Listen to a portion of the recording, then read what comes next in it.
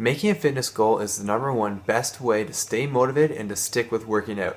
And I'm going to show you how you can avoid some of the pitfalls and to actually start working out for good this time. First thing you hear when you talk about fitness goals is everyone always wants to talk about making goals that are realistic so you can actually see the deadline and then you can start making a plan from there. But this is a huge mistake because if you're making realistic goals, you're not thinking big enough. So the first step is to think really big when you want a fitness goal. I mean, yeah, you're going to want to take steps towards that goal, but the first step is to think of something really big and awesome. In the 4-Hour Workweek, they say that 99% of the world is convinced that they aren't capable of achieving great things, so they always settle for mediocre things. This is the same thing for fitness goals. I mean, some people think that they could probably only run 5 kilometers if they train for a year, and this is simply not true. You got to start looking much bigger because this is going to be the key to getting fit. Because when you start choosing a massive goal, you're going to have to start dreaming about who you're going to have to become. It's not going to be something that you already know you can do. The thing is, when you make a goal that's realistic, you already know that you can do it. You already know, okay, yeah, I could see myself doing that, but I'm not quite there yet, but I could definitely do that. I trained for 2 or 3 months. The problem with that goal is that you're not going to really be motivated to become anything new. So when you're forced with, working out or not working out on a Tuesday, over time you might just start to go, you know what, I can probably skip that because I know I'm still going to accomplish that goal. So the #1 thing is to think really big. Unrealistic, unreasonable, crazy, impossible goals, they're going to give you the adrenaline and the endurance to push through all the obstacles. Because here's the reality, whenever you try to accomplish any goal, there are going to be obstacles. That could be a small goal like running your first kilometer or a huge goal like running your first marathon. But at the end of the day, you're going to have obstacles like you're going to get sick, injured, rainy days, cold weather, stay late at work. All these different things are going to be egging you on. You might have to go out with your friends. You can be challenged with eating badly. Family wants to have a movie night and you want to eat a bunch of chocolate and all that stuff. Just holidays where you're going to be eating badly. All these different things are going to be obstacles no matter what your goal is. But if you choose a really big goal, it's actually going to give you that driving force to allow you to push through each goal. So on the flip side of that, if you just choose a goal that's realistic, at the start you're going to be able to push through a couple of obstacles, but you're not going to have the mindset to really be in it for the long haul. So when the next obstacle comes and the next one comes, like your boss wants you to stay late, over time you're just going to go, you know what, it's not worth it. I don't really care that much about this goal. And that's what you need. You need something so big that you actually care about. And as simply as the potential payoff is increased because you have such a large goal, the amount of energy and work ethic that you're willing to put into that goal will also rise. Make sure your goal is really high so then you'll actually be willing to push through the obstacles. So now that you know you got to think big, the question is, what big obstacles should you choose? And obviously, there are countless things you could do that are crazy. I mean, you could say, I'm going to run across the country, I'm going to bike across the province, I'm going to climb up a mountain, I'm going to hike for a month. There are countless things that are crazy that you could do. So how do you know which one is right for you?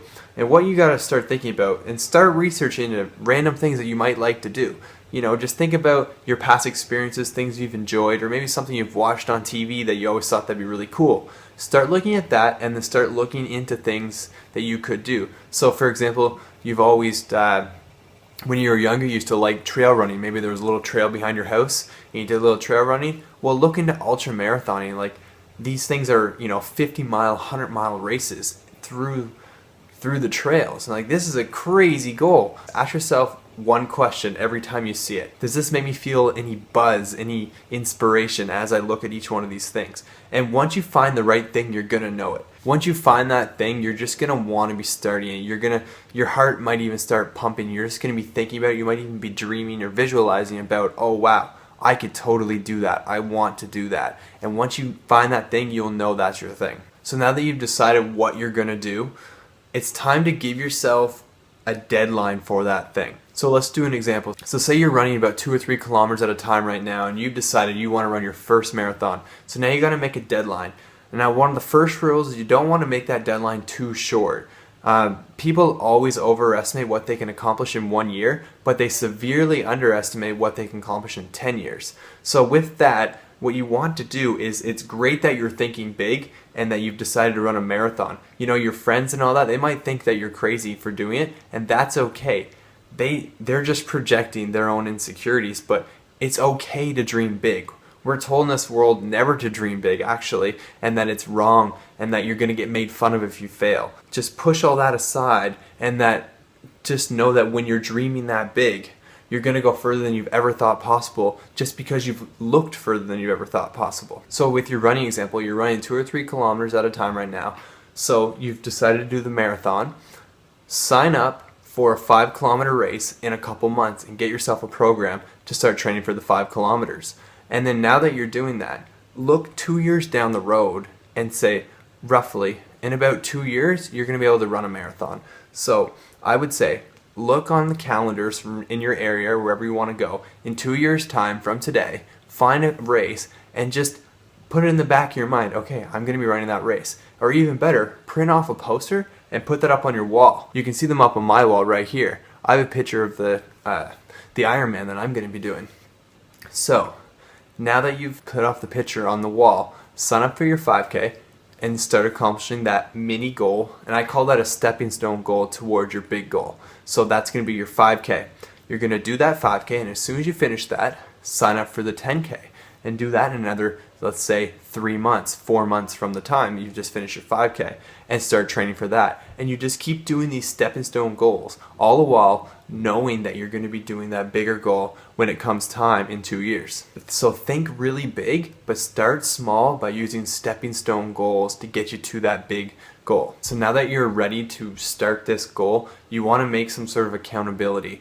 You can do this in many ways, but at least go out and tell your friends what you're going to be doing, just to see their reactions. It's okay. A lot of people have fear that they're going to get made fun of for doing or trying something so crazy, you know? But here's the reality. If you tell someone you're going to do something and you're determined to do it, they're going to see that determination in your eyes, and they're not going to make fun of you. In fact, they're actually going to be kind of inspired by you, just for the fact that you have set such a lofty goal and you've decided to go out and do it. You're rewriting your own story, and they're actually going to get a little piece of that, and they're going to want to start rewriting their own story too.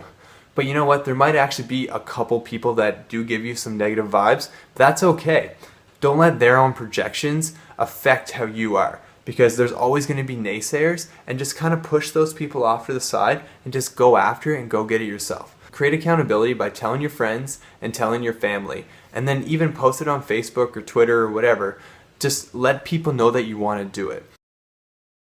Don't just send that message out there just to make yourself feel good about wanting to do something. Make sure you're telling people that you want to be held accountable for your actions, because times are going to get tough. It's going to be a long haul, and there's always going to be a reason why you could, there's always going to be an excuse you could have or you could justify for yourself. And, you obviously have the willpower and the drive right now, but there might be peaks and valleys when you don't have that severe drive like you once did. And those friends and those family and whoever else, they're going to help you out. Another great way to stay motivated is to find a friend. It could be a close friend, a sibling, or even your partner. They have their own lofty goal that they've decided to do.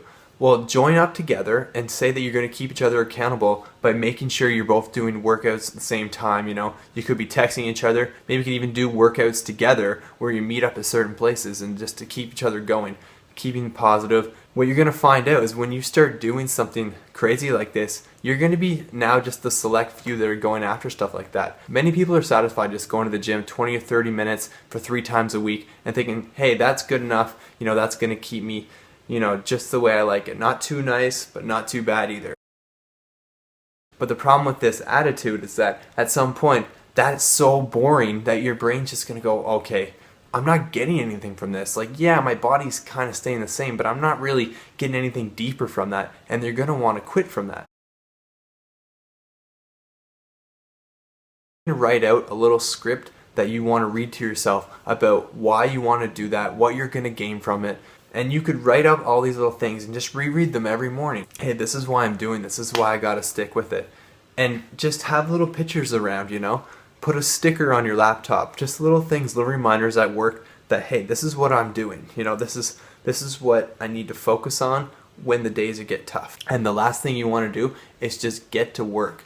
Don't don't just do all this legwork that you're doing right now. You know, you're watching a video and then just stop and just let it go for another month. Start right now. Start doing the research right now to find out what your big goal is going to be, when you're going to do it, and what the stepping stone goals are that you're going to need to accomplish to get it done, and go out and just get it. So give yourself permission to think about a goal that's so unrealistic that you would have never thought about until now, and go out and do that goal.